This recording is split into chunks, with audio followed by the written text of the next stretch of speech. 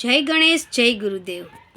मैं गीता राजगौर स्वागत करती हूँ आप सभी का मेरे YouTube चैनल पर। मेरी प्रश्न कुंडली की सीरीज़ में आज आपको बेसिक कुछ नियम बताऊंगी। जैसे कि लगन के अंदर अगर मेष राशि हो, लगन के अंदर कर्क राशि हो, लगन के अंदर तुला राशि हो, लगन के अंदर मकर राशि हो, यानी कि 1, 4, 7 और 10 इसमें से कोई भी राशि अगर लगन के अंदर उदित हो रही हो तो हम कह सकते हैं कि सामने वाले ने हमें जो क्वेश्चन किया है वो उसका जवाब मतलब बदलाव की स्थिति दिखा रहा है। उसने जिस किसी के बारे में प्रश्न किया, जैसे कि उसने प्रश्न किया है कि भाई मेरी शादी होगी कि नहीं, तो हम उसको कह सकते हैं कि भाई अभी जो स्थिति है उसमें परिवर्तन आएगा। मतलब ये केवल फर्स्ट नियम है, उसके बाद अभी दूसरे बहुत सारे लॉ है।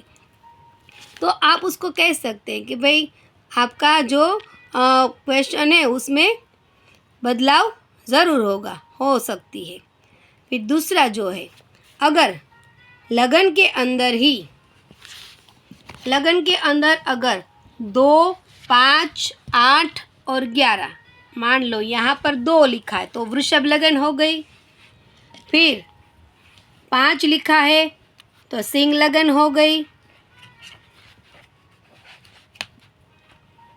8 लिखा है तो वृश्चिक लगन हो गई और 11 लिखा है तो कुंभ लगन हो गई। यानी कि 2, 5, 8 और 11 ये नंबर अगर लगन के अंदर आ जाते हैं, जब प्रश्नकर्ता हमें कोई भी प्रश्न पूछता है तो हम ये कह सकते हैं कि जो स्थिति अभी बनी हुई है वैसी की वैसी ही रहेगी, क्योंकि ये स्थिर लगन आ गई, अचल लगन है उनकी। तो स्थिर होने के कारण में कुछ भी उनकी स्थिति में बदलाव नहीं होगा। ये बेसिक रूल्स है, ये आपको जानना जरूरी है। और प्रश्न कुंडली में तीसरा नियम जो कि अगर यहाँ पर 3 यानी कि मिथुन राशि, 6 यानी कि कन्या राशि, 9 यानी कि धनु राशि, 12 यानी कि मीन राशि, मतलब 3, 6, 9, 12 अगर यहाँ लगन में उदित हो रही हो, जब प्रश्नकर्ता ने हमें प्रश्न पूछा है उस टाइम पे ये इन चारों में से कोई भी राशि उदित हो रही हो, तो ये जो राशियाँ हैं वो द्विस्वभाव राशि है। यानी कि प्रश्न जिस चीज़ के बारे में भी हमें पूछा गया है तो उसका पहला जवाब हमारे दिमाग में ये आना चाहिए कि उसका होगा और नहीं भी हो सकता काम, क्योंकि ये द्विस्वभाव राशि है। तो यहाँ मेहनत से उसको इस जो भी प्रश्न पूछा है उसके लिए उसको मेहनत करनी पड़ेगी, फिर बदलाव होने की स्थिति बनती है, यानी कि देर हो सकती है। तो आपको ये बहुत ही ईजीली 3 स्टेप मतलब ये तीनों जो स्टेप है वो फर्स्ट नियम में आ जाते हैं। यानी कि हमें जब भी किसी की प्रश्न कुंडली निकालनी हो तब पहले लगन में कौन सी राशि उदित हो रही हो वो हमें देखना है। ये पहला स्टेप हो गया हमारा। फिर दूसरा स्टेप, लगन में जो जो राशियाँ चर, अचर और द्विस्वभाव की राशियाँ उदित हो रही है, लेकिन उसमें भी अगर यहाँ पर शीर्षोदय राशियाँ उदित हो रही हो तो आप पहला उसके माइंड में आपके आ जाना चाहिए कि भाई आपका काम शीघ्र ही होने वाला है। फिर ग्रह स्थिति भी उसमें लागू पड़ती है, लेकिन जैसे ही प्रश्न कुंडली हमारे सामने आई तो यहाँ शीर्षोदय राशियाँ भी उदित हो रही है कि नहीं। तो चर अचर द्विस्वभाव जो है उसमें से 3, 5, 6, 7, 8 और 11 मिथुन राशि, सिंह राशि, कन्या राशि, तुला राशि, वृश्चिक राशि और कुंभ राशि, ये शीर्षोदय राशियाँ है। यानी कि लगन में जब वो आ जाएगी तो ये शीर्षोदय मीन्स सिर से उदित होने वाली, शुरू से काम करती, जैसे ही उदित हुई तो शुरू से काम करती है, सिर से उदित होती है, कोई पीछे से उदित होती है तो वो काम में देर लगाती है। तो ये शीर्षोदय राशियाँ यानी कि सिर से उदित होते, जैसे ही उदित हुई वहाँ से ही वो काम करना शुरू कर देती है। तो सिर से उदित होने वाली राशियों को हम शीर्षोदय राशियाँ कहते हैं। तो अगर लगन कुंडली में इनमें से मिथुन, सिंह, कन्या, तुला, वृश्चिक और कुंभ राशि अगर आ गई हो तो हम कह सकते हैं कि आपका जो भी कार्य है वो जल्द ही सिद्ध होने वाला है। भले ना इसमें कुंभ जो है वो स्थिर राशि है, फिर यहाँ पर सिंह राशि भी है, फिर भी ये स्थिर राशियाँ है। ये सिंह है, ये कुंभ है, फिर ये वृश्चिक है, ये कौन सी राशि है? स्थिर राशियाँ। फिर भी हम कह सकते हैं कि आपका काम जल्दी शीघ्र ही होने वाला है। ये पहला और दूसरा स्टेप है हमारा। फिर अगर यहाँ पर पृष्ठोदय राशि आ गई, पृष्ठोदय राशियाँ कौन सी है? ये मीन राशि जो है ना वो पृष्ठोदय राशि है।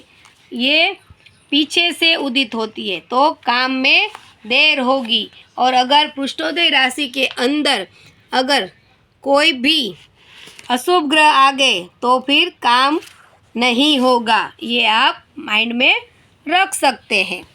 अगर यहाँ पर उभयोदय राशि आ गई हो तो उभयोदय राशि कौन सी है? पर ज़्यादातर शीर्षोदय राशि का हमें ख्याल रखना है, उसमें काम होगा ही होगा।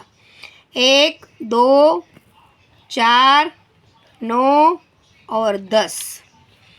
अगर ये राशि मेष राशि, वृषभ राशि, कर्क राशि, धनु राशि और मकर राशि, इनमें से कोई भी यहाँ पर उदित हो रही हो तो आप कह सकते हैं कि वो उभयोदय राशि है। अगर उभयोदय राशि भी उदित हो रही है और यहाँ पर अशुभ ग्रह आ गए उसी लगन के अंदर तो आप बोल सकते हो कि आपको काम होने में देर लगेगी, लेकिन प्रयास के द्वारा आपका काम होगा। तो इस प्रकार से शीर्षोदय, पृष्ठोदय और उभयोदय राशियाँ भी देखनी होती है। और तीसरा स्टेप कि यहाँ पर मान लो किसी ने हमें शादी का क्वेश्चन पूछा कि मेरी शादी होगी, इस साल होगी कि नहीं, ऐसा पूछा है। तो इस साल होगी कि नहीं, तो इसी साल के लिए हमें क्वेश्चन का पूछा हुआ हो। तो मान लो यहाँ पर मेष राशि उदित हो रही हो तो 1, 2, 3, 4, 5, 6, 7, 8, 9, 10, 11 और 12। तो यहाँ क्या देखना है कि ये मेष लगन बनी तो मेष लगन में ये फर्स्ट हाउस में मंगल की राशि पड़ गई तो मंगल की स्थिति देखनी है। अगर शादी के लिए प्रश्न पूछा गया तो ये कौन हो गया? कार्येश हो गया। जिसके लिए पूछा गया है वो कार्येश हो गया कि शादी हो इस साल होगी कि नहीं। तो कार्येश जो है वो शुक्र हुआ। तो शुक्र अगर लग्न और लग्नेश यानी ये लगन बनी तो लग्न और लग्नेश और कार्य और कार्येश, जिस कार्य के लिए पूछा गया है वो कार्य और कार्येश, कार्य भाव अगर उन दोनों का कनेक्शन कहीं से भी मगर जुड़ रहा हो और उसके ऊपर चंद्र की दृष्टि आ जाए तो आप कह सकते हैं कि आपका काम शीघ्र ही होगा।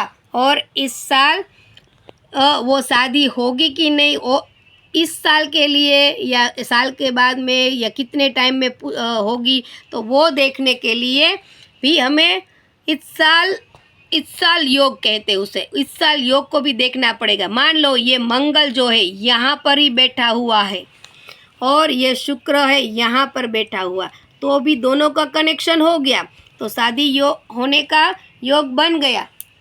लेकिन अगर इसके ऊपर चंद्र की दृष्टि भी आ जाए तो सोने पे सुहागा।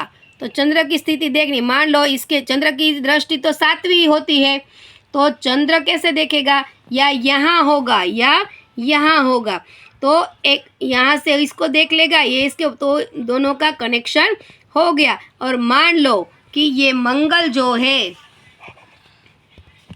मान लो ये मंगल जो है यहाँ पर आ गया और ये जो शुक्र है 1 2 3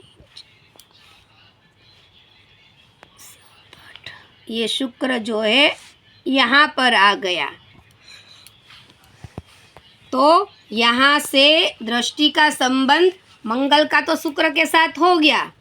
लेकिन अगर इसके ऊपर दृष्टि कहीं से भी दोनों के ऊपर आ जाती है तब तो हम कह सकते हैं कि कंफर्म शादी हुई। मान लो कि यहाँ पर चंद्र बैठा हुआ है तो भी इन दोनों का योग तो हो गया, क्योंकि मंगल ने यहाँ देख लिया, फिर यहाँ से यहाँ देख लिया, मतलब तीनों का फिर भी कनेक्शन जुड़ गया, तो आपकी शादी होने का योग बन रहा है। फिर ये चंद्र जब गोचर के अंदर यहाँ से इसके ऊपर भ्रमण करके पसार होगा, तब उस डिग्री के ऊपर हम बोल सकते हैं, इस सार योग जब बनाएगा तब कह सकते हैं कि आपकी शादी इस वक्त पर होने का योग बनता है। इस टाइप से हम देखते हैं कि जिस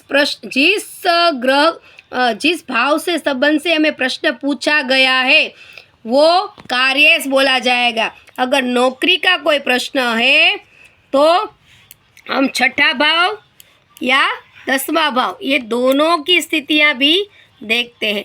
लेकिन अगर मैं इसको लंबा खींचूंगी तो वीडियो बहुत लंबा हो जाएगा, फिर आपके दिमाग में कुछ आएगा नहीं, आपको कन्फ्यूज़न बढ़ जाएगा। तो मैं अपने वीडियो को यहीं समाप्त करती हूँ और अगले वीडियो में आपको आगे की जानकारी दूंगी। आशा करती हूँ कि आपको मेरा ये वीडियो बहुत पसंद आया होगा और आपको जानकारी का लाभ भी ज़रूर आप उठाएंगे।